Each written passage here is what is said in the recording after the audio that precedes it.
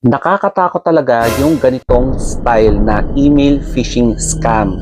Kasi kapag nabiktima ka na inenter mo yung personal na login tapos password mo, mawawala ang inyong Facebook account o kaya Facebook profile. Kaya mag-ingat-ingat kayo. Napakadelikado talaga to lalo na kapag na-click mo yung link na to kasi i-a-ask ka nila na i-input mo or ilagay mo yung email tsaka password mo, magkakaroon sila ng full access sa Facebook page or profile mo at kukunin nila yung page or profile mo. Kaya mag-ingat-ingat kayo sa mga nag-email sa inyo and bago nyo i-click yung link, magsaliksik muna kayo. And eto, papakita ko sa inyo sa next video yung ginawa ko. Alam nyo, ang gagaling talaga ng hackers ngayon, no? Mukha talaga siyang legit itong metaphor business. And kung hindi ka talaga marunong magbasa or hindi ka nagkaroon ng idea sa mga phishing email scam, talagang mauuto ka. So this is an example of a phishing email scam na nagpapanggap na Facebook. And kapag i-click mo yung link katulad nito, view invitation, and then ilalagay mo yung username, password, OTP mo, mga ganyan, kukunin nila at goodbye Facebook na. So dito makikita mo, action required, you are invited to join the lifetime free Meta Blue Badge. Makikita mo medyo magulo na yung pagkakalagay niya, no? Hindi nila inayos yung apostrophe. And then kapag titignan mo yung source ng email, no reply at businessfacebook.com. Mukha siyang legit, no? Pero pwede yung i-edit. And dito, kung marunong ka lang talagang mag-identify ng basic sentence construction, makikita mo na there's something wrong in this email. So dito, makahalata mo ng fake to, no? Only approve request and invitation. Dapat past tense sana to, no? Pero dito, only approve, walang letter D. So, ibig sabihin, fake itong email na to. Talagang ang daming grammatical errors. Kasi yung mga hackers, magaling lang sila sa mga numbers, pero sa grammatical errors, hindi sila marunong mag-proofread. Ayan. So, you may need to log in with your managed Meta account if it's required by your organization. May ganyan-ganyan. Tapos mag-expire daw siya sa December 4. After this date, you won't be able to accept the invitation. So, view invitation. Pero ako, na skeptical talaga sa ganitong scam, ayokong i-click yan. And babala sa inyong lahat, kapag nauto kayo ng mga hackers na to, goodbye Facebook, goodbye Facebook page. Since December ngayon, Pasko na, kailangan talagang rumakit ang mga hackers o kaya mandarambong online. Kaya sila gumagawa ng phishing email scam katulad nito na nagpapanggap ng mga company such as Facebook na gagawa talaga ng way para mukhang kapani-paniwala yung mga email. And ang dami na rin nabibiktima, no? Kasi yung iba akala totoong blue badge. Siyempre, blue badge. Sino ba naman ang aayos sa free lifetime blue badge? Pero, ang pagkakaalam ko, parang may monthly na babayaran ka, no, kapag blue badge. Except kapag artista ka talaga o kaya isa kang kilalang organization or company.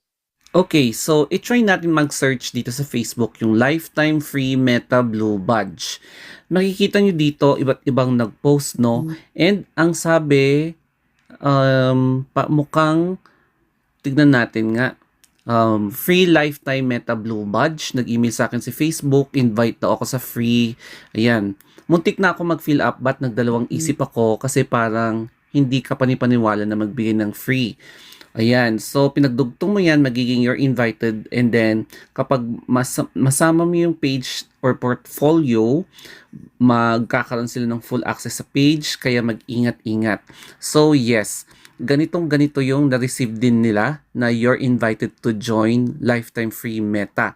And yes, ang daming nag-warning, kaya I really presume na itong email na to is phishing email from an inggiterang hacker na gustong angkinin ang hindi sa kanila. So, grabe, no? As in, ang galing talaga ng mga magnanakaw ngayon. Okay, so i-try natin mag-search dito sa Facebook yung lifetime free Meta Blue Badge.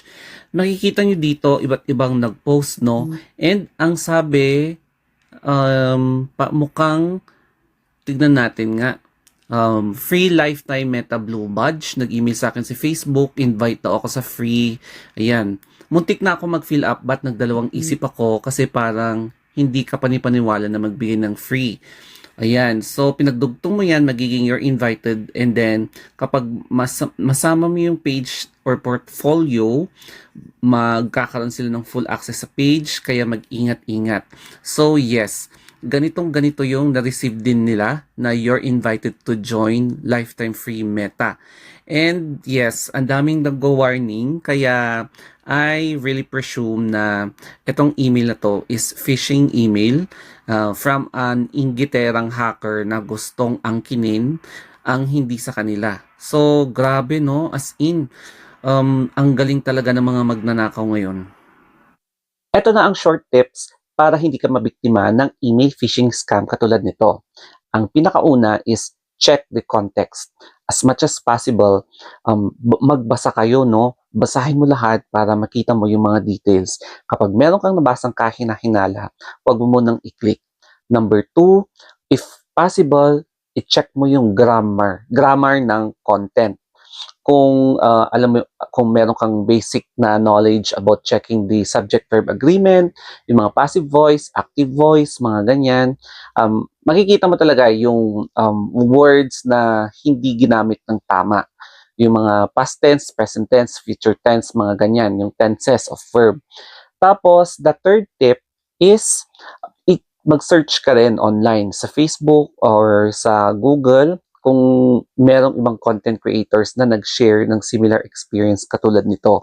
And ako, bilang latest na naka-receive ng email na to, I am sharing this for awareness, sharing my experience para mabawasan ang mga nabibiktima ng hackers na ito.